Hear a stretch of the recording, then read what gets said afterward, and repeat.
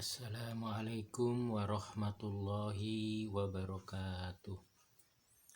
Alhamdulillahilladzi arsala rasulahu bil huda wa dinil haq liyudhhirahu ala dini kullih wa kafa billahi syahida. Asyhadu an la ilaha illallah wahdahu la syarikalah wa asyhadu anna Muhammadan abduhu wa rasuluh. Allahumma sholli wa sallim wa barik ala Muhammad wa ala alihi wa ashabihi wa man tabi'ahum bi ihsani ila yaumiddin, amma ba'du.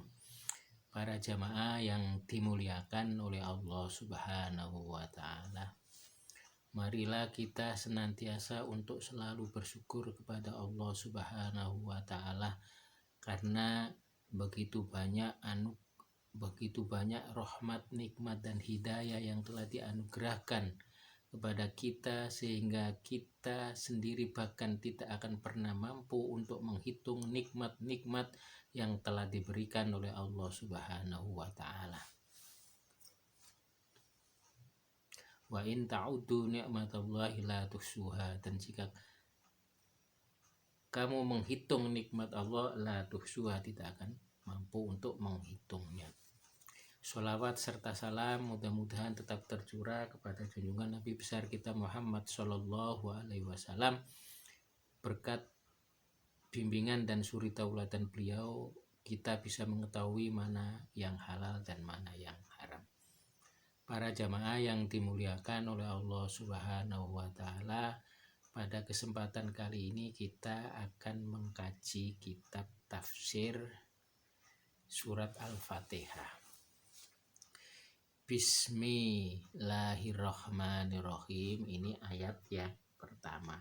Bismi, dengan menyebut nama Bismillah, dengan menyebut nama Allah. Ar-Rahman, yang maha pemurah. Ar-Rahim, dan lagi maha penyayang. Disebut surat Al-Fatihah artinya pembukaan kitab secara tertulis. Dan dengan Al-Fatihah itu dibuka bacaan di dalam sholat. Makanya disebut dengan Al-Fatihah atau pembuka.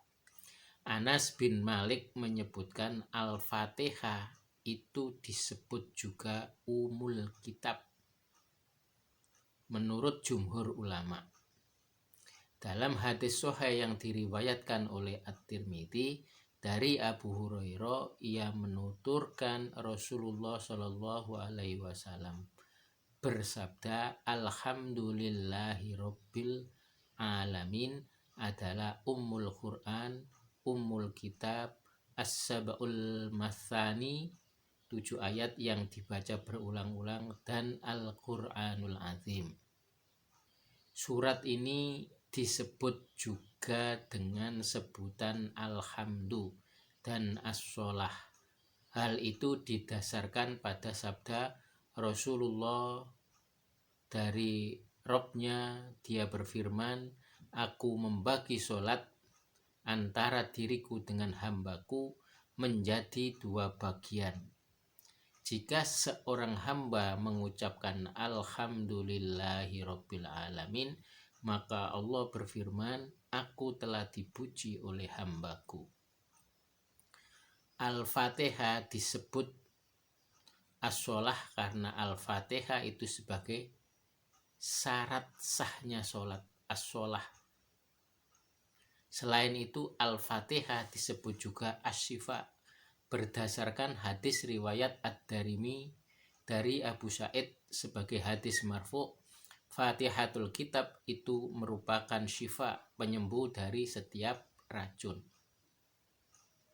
Juga disebut Ar-Ruqyah berdasarkan hadis Abu Sa'id, yaitu ketika menjampi atau meruqyah seseorang yang terkena sengatan, maka Rasulullah Shallallahu Alaihi Wasallam bersabda, dari mana engkau tahu bahwa Al-Fatihah itu adalah ruqyah? Surat Al-Fatihah diturunkan di Mekah. Demikian dikatakan Ibnu Abbas, Qatadah, dan Abu Al-Aliyah. Tetapi ada juga yang berpendapat bahwa surah ini diturunkan di Madinah atau surat Madaniyah. Inilah pendapat Abu Hurairah, Mujahid, Atok bin Yasar, dan Az-Zuhri. Ada yang berpendapat surah Al-Fatihah turun 2 kali, sekali turun di Mekah dan yang sekali lagi turun di Madinah. Pendapat pertama lebih sesuai dengan firman Allah Subhanahu wa taala, "Walaqad atainaka sab'am minal mathani," dan sesungguhnya kami telah berikan kepadamu sab'am minal mathani, 7 ayat yang dibaca berulang-ulang. Quran surat Al-Hijr ayat 87. Wallahu a'lam.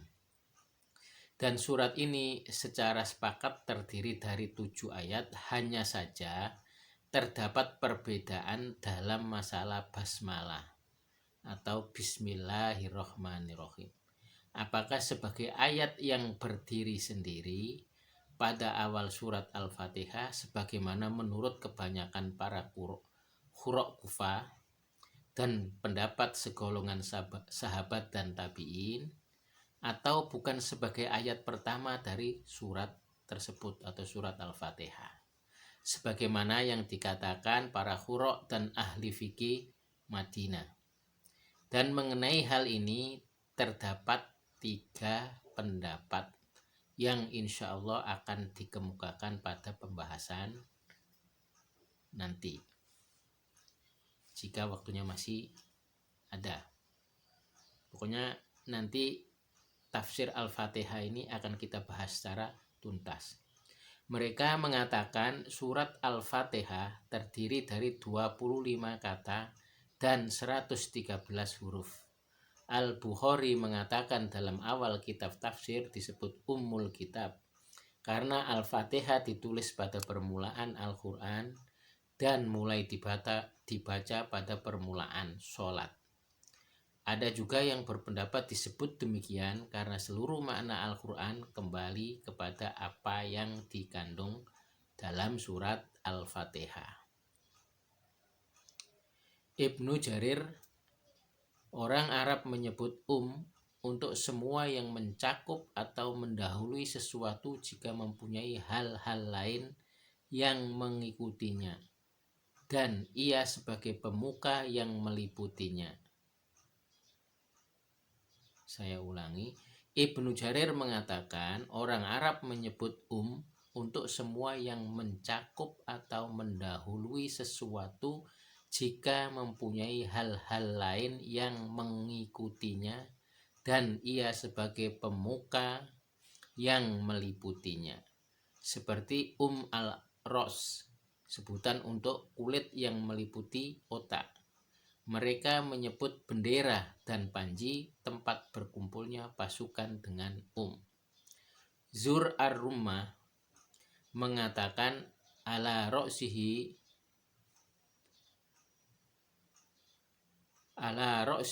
ummalana naqtadi biha jima'u umuril laisa na'silaha amron. Pada ujung tombak itu terdapat panji kami yang menjadi lambang bagi kami, sebagai pedoman segala urusan yang sedikit pun takkan kami mengkhianatinya. Maksudnya tombak Mekah disebut al-Qura karena keberadaannya terlebih dahulu dan sebagai penghulu bagi kota-kota lain. Ada juga yang berpendapat karena bumi terbentang darinya. Dan benar disebut as-sab'ul mathani karena dibaca berulang-ulang dalam sholat. Pada setiap rakaat, meskipun kata al-mathani memiliki makna lain sebagaimana akan dijelaskan pada tempatnya, insya Allah kalau masih ada waktunya. Itulah nama-nama dari surat Al-Fatihah. Jadi ada berapa macam nama yang disematkan pada surat Al-Fatihah. Kemudian keutamaan dari surat Al-Fatihah. Imam Ahmad meriwayatkan dari Abu Sa'id bin Al-Mu'allah, katanya aku pernah mengerjakan sholat, lalu Rasulullah Shallallahu Alaihi Wasallam memanggilku, tetapi aku tidak menjawabnya hingga aku menyelesaikan sholat. Setelah itu aku mendatangi beliau, maka beliau pun bertanya, apa yang menghalangimu datang kepadaku? Maka aku menjawab, ya Rasulullah, sesungguhnya aku tadi sedang mengerjakan sholat. Lalu beliau bersabda, bukankah Allah Ta'ala telah berfirman, Ya ayyuhalladzina amanu stahibullaha wali rasulih idza da'akum lima yuhyikum. Wahai orang-orang yang beriman, penuhilah seruan Allah dan seruan Rasul apabila Rasul menyerumu kepada yang memberi kehidupan kepadamu. Surat Al-Anfal ayat 24. Dan setelah itu beliau bersabda, akan aku ajarkan kepadamu suatu surat yang paling agung di dalam Al-Quran sebelum engkau keluar dari masjid ini. Maka beliau pun menggandeng tanganku, dan ketika beliau hendak keluar dari masjid, aku katakan, ya Rasulullah, engkau tadi telah berkata akan mengajarkan kepadaku surat yang paling agung di dalam Al-Quran. Kemudian beliau menjawab, benar, Alhamdulillahirabbil alamin. Ia adalah as-sab'ul mathani dan Al-Quran azim yang telah diturunkan kepadaku. Demikian pula yang diriwayatkan oleh Al-Bukhari, Abu Dawud, An-Nasai, dan Ibnu Majah melalui beberapa jalur sanad dari Syu'bah. Para ulama menjadikan hadis ini dan semisalnya sebagai dalil keutamaan dan kelebihan sebagian ayat dan surat atas yang lainnya, sebagaimana disebutkan banyak ulama, di antaranya Ishaq bin Rahawih, Abu Bakar Ibnu Al-Arabi, Ibnu Al-Haffar, seorang penganut mazhab Maliki. Sedangkan sekelompok lainnya berpendapat bahwasanya tidak ada keutamaan sesuatu ayat atau surat atau yang lainnya karena semuanya merupakan firman Allah Subhanahu wa ta'ala, supaya hal itu tidak menimbulkan dugaan adanya kekurangan pada ayat yang lain meskipun semuanya itu memiliki keutamaan. Pendapat ini dinukil oleh Al-Khurtubi dari Al-Asy'ari, Abu Bakar Al-Bakhilani, Abu Hatim, Ibnu Hibban Al-Busti, Abu Hayyan Yahya bin Yahya, dan sebuah riwayat dari Imam Malik. Ada hadis riwayat Al-Bukhari dalam kitab Fadailul Quran dari Abu Sa'id Al-Khudri, katanya, kami pernah berada dalam suatu perjalanan, lalu kami singgah. Tiba-tiba seorang budak wanita datang seraya berkata, sesungguhnya kepala suku kami tersengat dan orang-orang kami sedang tidak berada di tempat. Apakah di antara kalian ada yang bisa memberi ruqyah? Lalu ada seorang laki-laki yang berdiri bersamanya, yang kami tidak pernah menyangkanya bisa meruqyah. Kemudian orang itu membacakan ruqyah, maka kepala sukunya itu pun sembuh. Lalu kepala suku menyuruhnya diberi 30 ekor kambing, sedang kami diberi minum susu. Setelah ia kembali, kami bertanya kepadanya, apakah engkau memang pandai dan biasa meruqyah? Maka ia pun menjawab, aku tidak meruqyah kecuali dengan Ummul Kitab atau Al-Fatihah. Jangan berbuat apapun sehingga kita datang dan bertanya kepada Rasulullah. Sahut kami, sesampai di Madinah kami menceritakan hal itu kepada Nabi Shallallahu Alaihi Wasallam, maka beliau pun bersabda, dari mana dia tahu bahwa surat Al-Fatihah itu sebagai ruqyah? Bagi-bagilah kambing-kambing itu dan berikan satu bagian kepadaku. Demikian pula riwayat Muslim dan Abu Dawud. Hadis lainnya, riwayat Muslim dalam kitab Sahih An-Nasai dalam kitab Sunan dari Ibnu Abbas, ia berkata, ketika Rasulullah Shallallahu Alaihi Wasallam sedang bersama malaikat Jibril, tiba-tiba Jibril mendengar suara dari atas, maka Jibril mengarahkan pandangannya ke langit seraya berkata, itu adalah dibukanya sebuah pintu di langit yang belum pernah terbuka sebelumnya. Ibnu Abbas melanjutkan, dari pintu itu turun malaikat dan kemudian menemui Nabi Shallallahu Alaihi Wasallam seraya berkata, sampaikanlah berita gembira kepada umatmu mengenai dua cahaya. Kedua cahaya itu telah diberikan kepadamu dan belum pernah sama sekali diberikan kepada seorang nabi pun sebelum dirimu, yaitu Fatihatul Kitab dan beberapa ayat terakhir dari surat Al-Baqarah. Tidaklah engkau membaca satu huruf saja darinya, melainkan akan diberi pahala kepadamu. Lafadz hadis di atas berasal dari An-Nasai dan lafadz yang sama juga diriwayatkan oleh Muslim. Muslim juga meriwayatkan hadis dari Abu Hurairah radhiyallahu an dan dari Nabi Shallallahu Alaihi Wasallam, beliau bersabda, man sholla sholatan lam yaqra fiha bi ummil Quran fayyahidajun salasan ghairu tamamin. Barang siapa yang mengerjakan sholat tanpa membaca Ummul Quran, maka sholatnya itu tidak sempurna. Dibaca 3 kali, ghairu tamamin.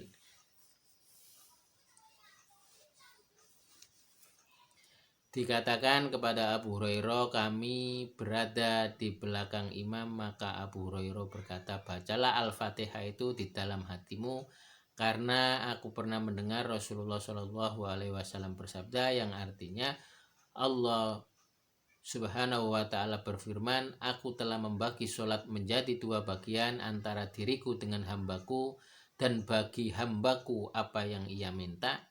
Jika ia mengucapkan Alhamdulillahirabbil alamin, maka Allah berfirman, hambaku telah memujiku.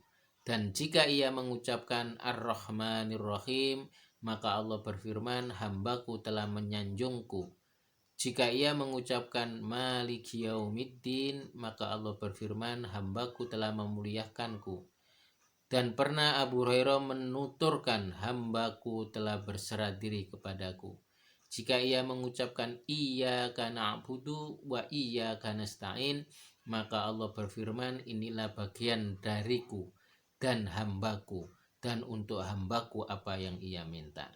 Dan jika ia mengucapkan ihdinas siratal mustaqim siratal ladzina an'amta alaihim ghairil maghdubi alaihim waladdallin, maka Allah berfirman, ini untuk hambaku dan bagi hambaku pula apa yang ia minta. Demikian pula diriwayatkan An-Nasai. Penjelasan mengenai hadis ini yang khusus tentang Al-Fatihah terdiri dari beberapa hal. Pertama, disebutkan dalam hadis tersebut kata sholat, dan maksudnya adalah bacaan seperti firman Allah Subhanahu wa Ta'ala, wala tajhar bisolatika wala tahafid biha wabtaghi baina dzalika sabila. Janganlah engkau mengeraskan suaramu dalam sholat dan jangan pula merendahkannya, serta carilah jalan tengah di antara keduanya. Quran surat Al-Isra ayat 110. Sebagaimana dijelaskan dalam hadis sahih dari Ibnu Abbas, demikian pula firman Allah Subhanahu wa Ta'ala dalam hadis ini, aku telah membagi sholat menjadi 2 bagian di antara diriku dengan hambaku, setengah untukku dan setengah lainnya untuk hambaku, dan bagimu dan bagi hambaku apa yang ia minta. Kemudian Allah Subhanahu wa Ta'ala jelaskan pembagian itu secara rinci dalam bacaan Al-Fatihah. Hal itu menunjukkan keagungan bacaan Al-Fatihah dalam sholat dan merupakan rukun utama. Apabila disebutkan kata ibadah dalam satu bagian, sedangkan yang dimaksud adalah bagian lainnya, artinya bacaan Al-Fatihah sebagaimana disebutnya kata bacaan, sedang maksudnya adalah sholat itu sendiri dalam firman-Nya, wa Qur'anal fajr inna Qur'anal fajri kana masyhuda, Dan dirikanlah sholat subuh, sesungguhnya sholat subuh itu disaksikan oleh malaikat. Quran surat Al-Isra. Sebagaimana secara jelas disebutkan di dalam kitab Sahih Bukhari dan Muslim, sholat subuh itu disaksikan oleh malaikat malam dan malaikat siang.